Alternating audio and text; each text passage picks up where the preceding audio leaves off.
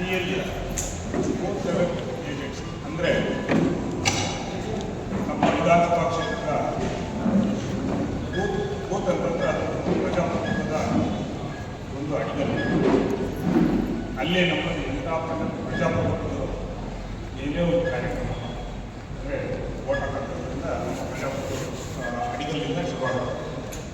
ಆ ಕಾರ್ಯಕ್ರಮ ಪ್ರಮುಖವಾಗಿರ್ತಕ್ಕಂಥ ಮತದಾರರ ಪಟ್ಟಿ ಅಂತಂದರೆ ಯಾರು ಎಲಿಜಿಬಲ್ ಓಟಿಸ್ತಾರೆ ಅರ್ಹತೆ ಹೊಂದಿರ್ತಕ್ಕಂಥ ಮತದಾರರು ಆ ಪಟ್ಟಿಯಲ್ಲಿ ಸೇರಿಸ್ಕೊಂಡು ಬರ್ತಾರೆ ಚುನಾವಣಾ ಆಯೋಗ. ಆ ಪಟ್ಟಿನ ಇಷ್ಟು ಶುದ್ಧವಾಗಿ ಇಟ್ಕೊಂಡಿರ್ತೀವಿ. ಆ ಪ್ರಜಾಪ್ರಭುತ್ವ ನಾವು ಆಯ್ಕೆ ಮಾಡಿರ್ತಕ್ಕಂಥ ಒಂದು ಪದಾಧಿಕಾರಿಗಳಿರ್ಬೋದು, ಶಾಸಕರಿರ್ಬೋದು, ಯಾವುದೇ ಸದಸ್ಯರಿರ್ಬೋದು, ಆ ಮತದಾರರ ಪಟ್ಟಿಯಿಂದ ಶುರುವಾಗುತ್ತೆ.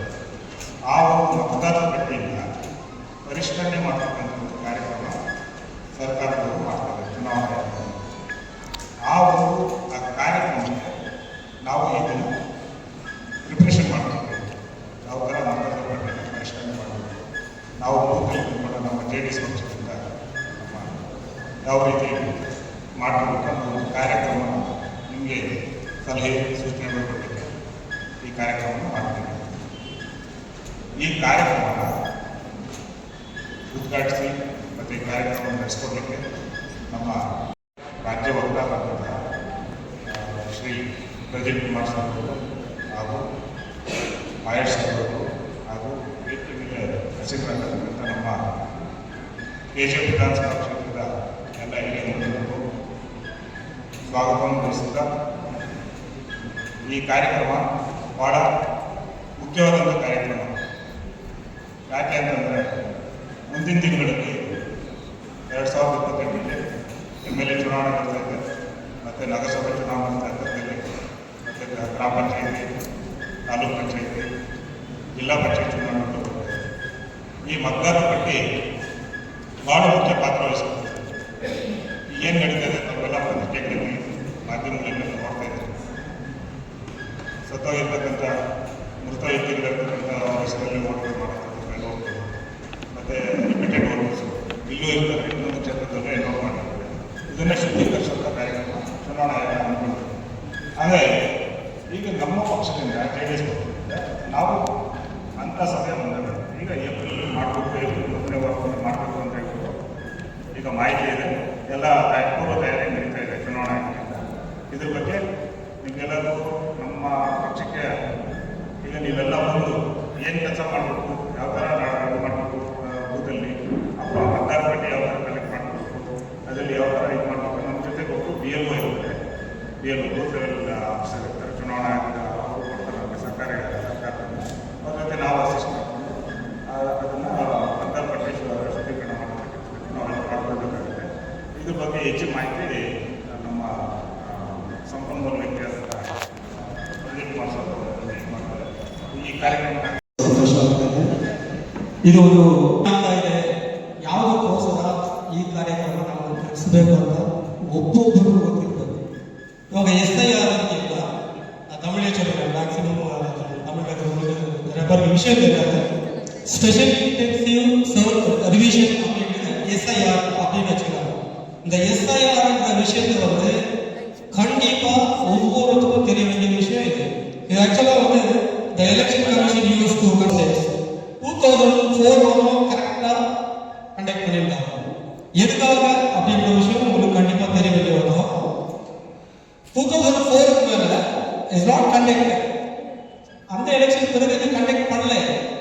எதுக்காக கண்டக்ட் பண்ணோம் அப்படிங்கிறது தான் விஷயம். ஒரு ஸ்டேட்லயும் மினிமம் 50 lakhs வந்து திடீர்னு இருக்காது. 70 lakhs வந்து தமிழ்நாட்டுல இல்ல. லாஸ்ட் டைம் எலெக்ஷன்ல 78 lakhs வந்து தேசி, 73 lakhs தமிழ்நாட்டுல வந்து தமிழ்நாட்டுல ஓட்டர் லிஸ்ட்ல இருந்து தூக்கிட்டாங்க.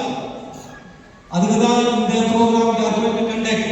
இந்த கண்டக்ட் வந்து the article 324 326 of the Constitution of India, the section 21 of the Representative of this People Act is 1950. இந்த ஆக்ட் இருந்துச்சுன்னா we are safe. உன்னுடைய ஃபேக் vote எல்லாத்தையும் இருக்கும். deleted vote 2 votes. அதுக்கு தான் இந்த ப்ரோக்ராம் SIR இந்த ப்ரோக்ராம் கண்டக்ட் பண்றதே வந்து கம்பல்சரி ஓட்டு கண்டக்ட். உங்களுடைய ஓட்டர் லிஸ்ட் இருக்குதா இல்லையா, பூத் வைஸா கண்டக்ட் பண்றாங்களா இல்லையா, வீட்டுக்கு வந்து உங்களுடைய ஓட்டு இருக்குவாங்க இல்லனா we ready to fight for that. யாருடைய ஒரு ஓட்டு இஸ் வெரி இம்பார்ட்டன்ட் டு இல்லையா, ஓட்டு வந்து கம்பல்சரி. இது ஒரு ஓட்டு கூட மிஸ் ஆகாது. அப்பதான் genuinely we can choose the right person to rule our state. நம்ம ஸ்டேட்டை ரூல் பண்றதுக்கு ஒரு தகுதியான ஒரு பர்சனை சூஸ் பண்றதே வந்து you are real known. அதை ஒன்று correct they knows very well. கரெக்டாக என்ன பண்ணுவாங்க, சே ஃபார் எக்ஸாம்பிள் பங்களாதேஷ்ல இருந்து வந்து minimum they are more than 20 lakhs people வந்து without citizen இல்ல, voter ID is there, Aadhaar card இருக்குது, ரேஷன் கார்டு இருக்குது, எல்லாமே இருக்குது. this is the act is very important. SIR அப்படின்ற இந்த ஸ்பெஷல் இன்டென்ஷன் ரிவிஷன் இருந்தாதான் வீட்டுக்கு வந்து கம்பல்சரியா உங்களுக்கு ஓட்டு லிஸ்ட்ல தெரியுங்களா இல்லையா, கண்டிப்பா இருக்கணும். ஒருத்தர் 2 ஓட்டு 3 ஓட்டு இந்த ஆக்ட் கரெக்டா ஆக்டிவேட் பண்ணிக்கலாம் 2004ல இருந்து. it should not be happen. அதனால தான் it's very important the awareness not only in our state, throughout India they are doing that. Behalf of JDS we need that. We need for Kumarala should be the same. அப்போ we want to follow this awareness. ஒரு தெரிய வேண்டிய விஷயம் வந்து ஓட்டில் இருந்து ஆகும் இல்லையா, பூத் வைஸா பண்ணி ஆகும். அதுக்காக தான் we are conducting this program. This is very important program. Just listen what they explaining about this. அவர் என்ன சொல்றாரு தெரிஞ்சிச்சுனாங்க நமக்கு ரொம்ப ஈஸியா இருக்கும். அதுதான் இந்த intention of conducting this program. Thank you. ಅಂತ ಅವ್ರು ಇಷ್ಟ ಬಂದಾಗ ಮಾಡ್ಕೋಬೋದಾ? ಇಲ್ಲ. ಒಂದು ಬಾರಿ ಬಂದಾಗ ಅವ್ರೇನು ಮ್ಯಾಪಿಂಗ್ ಮಾಡಿ ಒಂದು ಸ್ಲಿಪ್ ತಗೊಂಡಿರ್ತಾರಲ್ಲ, ಆ ಸ್ಲಿಪ್ ಅನ್ನ ನಿಮ್ಮ ಮನೆಯ ಫೋಟೋ ಅದು ಹರಿಯಾಣ ಮತದಾರ ಪಟ್ಟಿಯಲ್ಲಿ ಯಾಕೆ ಬಂದದು? ಯಾಕೆ ಕಾರಣ ಮತ್ತು ಅಧಿಕಾರಿಗಳು ತಪ್ಪು ಮಾಡಿದ್ರು ಇಲ್ಲ ಉದ್ದೇಶಪೂರ್ವಕವಾಗಿ ಯಾರಾದ್ರೂ ಸೇರಿಸಿ, ಎರಡು ಕಾರಣದಿಂದ ಆಗಿದೆ. ಆ ಥರದನ್ನು ಸರಿಪಡಿಸಬೇಕು. ಸರಿಪಡಿಸಿ ಎಸ್ ಮತದಾರ ಪಟ್ಟಿ ಸರಿ ಇದೆ ಅಂತ ನೀವೆಲ್ಲರೂ ಖಾತ್ರಿಪಡಿಸಬೇಕು. ಇವತ್ತು ಮತದಾರ ಪಟ್ಟಿ ಬಗ್ಗೆ ಕಾಂಗ್ರೆಸ್ ಅಥವಾ ಕೆಲವು ರಾಜಕೀಯ ಪಕ್ಷಗಳು ಇವತ್ತು ಮಮತಾ ಬ್ಯಾನರ್ಜಿ ಅವರು ಅನೇಕ ಕಾರಣಗಳಿಂದ ತಿಳಿಸಿದ್ದಾರೆ. ಅದ್ರ ಬಗ್ಗೆ ಒಂದು ವಿಶ್ವಾಸವನ್ನು ಬಲಪಡಿಸತಕ್ಕಂಥ ಕೆಲಸವನ್ನ ಈ SIR ಮಾಡಿ ಜನಸಂಖ್ಯೆ ಬದಲಾವಣೆಯನ್ನು ಪ್ರತಿಬಿಂಬಿಸುವುದು. ಈ ದೇಶದ ಒಟ್ಟು ಜನಸಂಖ್ಯೆಗೂ ಈ ದೇಶದ ಒಟ್ಟು ಮತದಾರರ ಪಟ್ಟಿಗೂ ಒಂದಷ್ಟು ವ್ಯತ್ಯಾಸ ಇದೆ. ಕಾರಣ ಏನಪ್ಪಾ ಅಂದ್ರೆ ಒಬ್ಬ ವ್ಯಕ್ತಿ 3-4 ಕಡೆ ಇರ್ತಕ್ಕಂಥದ್ದು, ಸತ್ತು ಹೋದವರನ್ನ ತೆಗೆದಾಕ್ತಾ ಇರ್ತಕ್ಕಂಥದ್ದು, ಬೇರೆ ದೇಶದಿಂದ ಬಾಂಗ್ಲಾದೇಶದಿಂದ ಬಂದಿರತಕ್ಕಂಥ ವಲಸಿಗರ ಸೇರ್ಪಡೆ ಆಗಿರ್ಬೋದು, ಶ್ರೀಲಂಕಾ ದೇಶದಿಂದ ಬಂದವರು ದೇಶದಲ್ಲಿ ಸೇರ್ಪಡೆ ಆಗಿರ್ಬೋದು, ಹೀಗೆ ಬೇರೆ ಬೇರೆ ದೇಶದ ನಗಲು ಕೂಡ ಇಲ್ಲಿ ಸೇರ್ಕೊಂಡಿರೋದ್ರಿಂದ ಜನಸಂಖ್ಯೆ ಅನುಗುಣವಾಗಿ ತಾಳೆ ಆಗ್ತದ ಸರಿಪಡಿಸ್ತಕ್ಕಂಥ ಕೆಲಸವನ್ನ ಈ SIR ಮಾಡುತ್ತೆ. ನೆಕ್ಸ್ಟ್ ನೋಡಿ, ಬೇರೆ ರಾಜ್ಯಗಳಲ್ಲಿ SIR ಮಾಡಿ ಬಿಹಾರ, ಪಶ್ಚಿಮ ಬಂಗಾಳ, ರಾಜಸ್ಥಾನ, ತಮಿಳುನಾಡು, ಗುಜರಾತ್ ಇಷ್ಟು ರಾಜ್ಯಗಳ ಆಲ್ರೆಡಿ SIR ಆಗಿದೆ. ಒಟ್ಟು ಮತದಾರ ಸಂಖ್ಯೆ ಬಿಹಾರದಲ್ಲಿ ಇದ್ದಂತ ಮತದಾರ ಸಂಖ್ಯೆ 7,89,00,000. SIR ಮಾಡಿದ್ರಲ್ಲ, ಅದಾದ ನಂತರ ತೆಗೆದಾಕಿದ ಮತದಾರ ಸಂಖ್ಯೆ 47 ಲಕ್ಷ. ಇದರಲ್ಲಿ 47 ಲಕ್ಷ ಡಿಲೀಟ್ ಆಗಿದೆ. ಒಟ್ಟು ಮತದಾರ ಸಂಖ್ಯೆ ಯಾವುದೇ ಲೆಕ್ಕ ಹಾಕೊಂಡಾಗ ಹಲವಾರು ವಿಧಾನಸಭಾ ಕ್ಷೇತ್ರಕ್ಕೆ 19,344 ಜನ ಡಿಲೀಟ್ ಆಗ. ಹಾಗೆ ಪಶ್ಚಿಮ ಬಂಗಾಳದಲ್ಲಿ 7,66,00,000 ಇತ್ತು, 58 ಲಕ್ಷ ಡಿಲೀಟ್ ಆದ್ರು. 19,802 ಮತದಾರರು ಅವರೇ ಡಿಲೀಟ್ ಆಗ.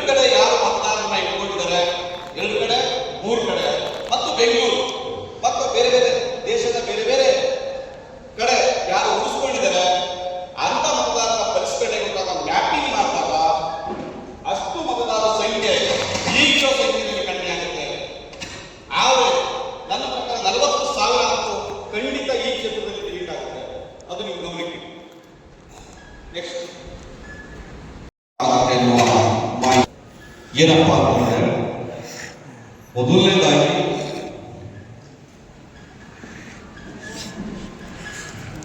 ಹಿಂದೆ ಕೂಡ ಪರಿಷ್ಕರಣೆ ಆಗ್ತಾ ಇದೆ ಮತದಾರರ ಬಗ್ಗೆ ಡಿವಿಷನ್ಸ್. ಆದ್ರೆ SIR ಈ ಹಿಂದೆ ಆಗ್ತಕ್ಕಂಥ ಪರಿಷ್ಕರಣೆಗೆ ಏನಪ್ಪ ವ್ಯತ್ಯಾಸ ಅಂದ್ರೆ ಈ ಪರಿಷ್ಕರಣೆಯಲ್ಲಿ ಒಂದು ಮ್ಯಾಪಿಂಗ್ ಆಗುತ್ತೆ. ಈ ಪರಿಷ್ಕರಣೆಯಲ್ಲಿ PLA ಅಂದ್ರೆ ಯಾರಂದ್ರೆ booth level agent. Booth level agent ಅಂದ್ರೆ ಯಾರಪ್ಪ ಅಂದ್ರೆ ಒಂದು ರಾಜಕೀಯ ಪಕ್ಷ PLA 1 ಒಂದು ತಾಲೂಕಿಗೆ PLA 1 ಅಪಾಯಿಂಟ್ ಮಾಡ್ತಾರೆ. ಅವರು ಒಂದೊಂದು ಬೂತ್ಗೆ PLA 2 ಅಪಾಯಿಂಟ್ ಮಾಡ್ತಾರೆ. ಅವರು PLA 1 and 2. PLO ಅಂದ್ರೆ ಯಾರಂದ್ರೆ ಬೂತ್ ಲೆವೆಲ್ ಆಫೀಸರ್. ಅವರು ಸರ್ಕಾರದಿಂದ ನೇಮಕವಾದಂತಹ ಅಧಿಕೃತ ಕೆಲಸಗಾರ ಆಗಿರ್ತಾರೆ. ಅವರು ನಿಮ್ಮ ಊರಿನ ಪಂಚಾಯಿತಿಯ ಯಾವುದಾದ್ರೂ ಕೆಲಸದಲ್ಲಿರ್ತಕ್ಕಂಥವರಾಗಿರ್ಬೋದು, ಅಥವಾ ನಿಮ್ಮ ಊರಿನ ಅಂಗನವಾಡಿ ಕಾರ್ಯಕರ್ತರಾಗಿರ್ಬೋದು, ಅಥವಾ ನಿಮ್ಮ ಶಾಲೆಯ ಟೀಚರ್ ಆಗಿರ್ಬೋದು. ಇವರು PLOಗಳಾಗಿ ಎಲೆಕ್ಷನ್ ಕಮಿಷನ್ ಅವ್ರನ್ನ ಅಪಾಯಿಂಟ್ ಮಾಡ್ತಾರೆ. ಅವರು ಮತ್ತೆ ನೀವು ಸೇರ್ಕೊಂಡು ವಿಶೇಷ ಪರಿಷ್ಕರಣೆಗೆ ಒಳಪಡ್ತಕ್ಕಂಥದ್ದೇ SIR. ಈಗ ಮೊದಲನೇದಾಗಿ ಹಿಂದೆ ಒಂದು SIR ಏನು ಕೆಲಸ ಮಾಡುತ್ತೆ, SIR ಅಂದ್ರೆ ಏನು? ಪ್ರತಿ ಮತದಾರರ ಮನೆಗೆ ಭೇಟಿಯಾಗಿ ಪೂರ್ಣ ಪರಿಶೀಲನೆ ನಡೆಸುವ ಆಳವಾದ ಪ್ರಕ್ರಿಯೆಯಾಗಿರುತ್ತದೆ. SIR ಒಂದು ಸಂವಿಧಾನಾತ್ಮಕ ಬಾಧ್ಯತೆ ಮತ್ತು ಪ್ರಜಾಪ್ರಭುತ್ವದ ಭದ್ರತಾ ಕ್ರಮ. ಮತದಾರರ ಪಟ್ಟಿ ಪ್ರಜಾಪ್ರಭುತ್ವದ ಪ್ರತಿಯೊಂದು ಚುನಾವಣೆಯ ಮೂಲಾಧಾರವಾಗಿದೆ. ಪಟ್ಟಿಯು ನಿಜವಾದ ಅರ್ಹ ನಾಗರಿಕರನ್ನು ಪ್ರತಿಬಿಂಬಿಸುವಂತೆ ಹಾಗೂ ಅನರ್ಹ, ಮೃತ ಅಥವಾ ನಕಲಿ ಹೆಸರುಗಳನ್ನು ತೆಗೆದುಹಾಕುವಂತೆ ಖಚಿತಪಡಿಸುತ್ತದೆ. ಚುನಾವಣಾ ಆಯೋಗವು 2004ರವರೆಗೆ ನಿಯಮಿತವಾಗಿ SIRಗಳನ್ನು ರಾಜ್ಯದಲ್ಲಿ ನಡೆಸುತ್ತಿತ್ತು. 2004 ನಂತರ ಯಾವುದೇ SIR ನಡೆಸಲಾಗಿಲ್ಲ. ಭಾರತದ ಸಂವಿಧಾನದ ವಿಧಿಗಳು 324 ಮತ್ತು 326 ಜನಪ್ರತಿನಿಧಿಗಳ ಅಧಿನಿಯಮ 1950ರ ವಿಭಾಗ 21ರ ಅನ್ವಯ ಚುನಾವಣಾ ಆಯೋಗವು ವಿಶೇಷ ಸಮಗ್ರ ಪರಿಷ್ಕರಣೆ ನಡೆಸಲು ಆದೇಶಿಸಿದೆ. ನೋಡಿ, ವಿಶೇಷ ಸಮಗ್ರ SIR ಮಾಡಲ್ಲ, ಇದು ರಾಜ್ಯ ಚುನಾವಣಾ ಆಯೋಗ ಮಾಡಲ್ಲ, ಇದು ಕೇಂದ್ರ ಚುನಾವಣಾ ಆಯೋಗ ನಡೆಸಿಕೊಳ್ಳುತ್ತೆ. ಕೇಂದ್ರ ಚುನಾವಣಾ ಆಯೋಗದ ಅಡಿಯಲ್ಲಿ ರಾಜ್ಯ ಚುನಾವಣಾ ಆಯೋಗ ಈ ಮತ ಪರಿಷ್ಕರಣೆಯನ್ನು ಮಾಡುತ್ತೆ.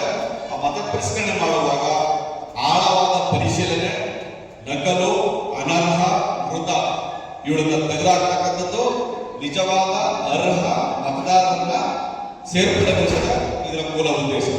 ನೆಕ್ಸ್ಟ್ SIR ನಲ್ಲಿ ಈ 5 ಅಂಶಗಳನ್ನ ಇಟ್ಕೊಂಡು, ಮೊದಲನೇದು ಪಟ್ಟಿಯ ಶುದ್ಧೀಕರಣ. ಅಂದ್ರೆ ಪಟ್ಟಿಯ ಶುದ್ಧೀಕರಣ ಯಾಕೆ ಮಾಡಬೇಕು ಅಂತಂದ್ರೆ, ನೋಡಿ, ನಗರ ಪ್ರದೇಶಗಳಲ್ಲಿ ಯಾರಾದರೂ ಸತ್ತೋದ್ರೆ ಅಥವಾ ಈ ಏರಿಯಾದಿಂದ ಇನ್ನೊಂದು ಏರಿಯಾಗೆ ಶಿಫ್ಟ್ ಆದ್ರೆ ಯಾರು ಮಾಹಿತಿ ಕೊಡೋದಿಲ್ಲ. ಹಳ್ಳಿನಲ್ಲಿ ಆಗುತ್ತೆ. ಹಳ್ಳಿನಲ್ಲಿ ಇಂಥದ್ದು ಸತ್ತೋಗಿದ್ದಾರೆ ಅಂತಲೂ ಹೇಳ್ತಾರೆ, ಎಷ್ಟು ನಮ್ಮ ಮನೆ ಊರು ಖಾಲಿ ಮಾಡಿದ್ದಾರೆ ಅಂತಲೂ ಹೇಳ್ತಾರೆ. ಆದರೆ ನಗರ ಪ್ರದೇಶಗಳಲ್ಲಿ ಯಾರಾದರೂ ಸತ್ತೋದ್ರೆ ಅಥವಾ ಈ ವಾರ್ಡಿಂದ ಇನ್ನೊಂದು ವಾರ್ಡ್ಗೆ ಶಿಫ್ಟ್ ಆದ್ರೆ ಅಥವಾ ಈ ಊರಿಂದ ಇನ್ನೊಂದು ಊರಿಗೆ ಶಿಫ್ಟ್ ಆದ್ರೆ ಅಥವಾ ಈ ತಾಲೂಕಿಂದ ಇನ್ನೊಂದು ತಾಲೂಕು ಶಿಫ್ಟ್ ಆದ್ರೆ ಅಥವಾ ಬೆಂಗಳೂರಿಗೆ ಹೊರಟೋದ್ರೆ, ತಮಿಳುನಾಡಿಗೆ ಹೊರಟೋದ್ರೆ ಅಥವಾ ಆಂಧ್ರಕ್ಕೆ ಹೊರಟೋದ್ರೆ ಮಾಹಿತಿ ನೀಡೋದೇ ಆಗಲ್ಲ. ಅದಕ್ಕೋಸ್ಕರನೇ ಪಟ್ಟಿಯ ಶುದ್ಧೀಕರಣ ಮೊದಲನೇದ ಅದರ ಧ್ಯೇಯ. ಅರ್ಹ ನಾಗರಿಕರನ್ನು ಪಟ್ಟಿಯಲ್ಲಿ ಒಳಗೊಳಿಸುವುದು. ಯಾರು 18 ವರ್ಷ ಕಂಪ್ಲೀಟ್ ಆಗಿದೆ ಅವರನ್ನ ಪಟ್ಟಿಯಲ್ಲಿ ಸೇರ್ಪಡೆಗೊಳಿಸತಕ್ಕಂಥದ್ದು. 18 ವರ್ಷ ಮುಗಿದದೇ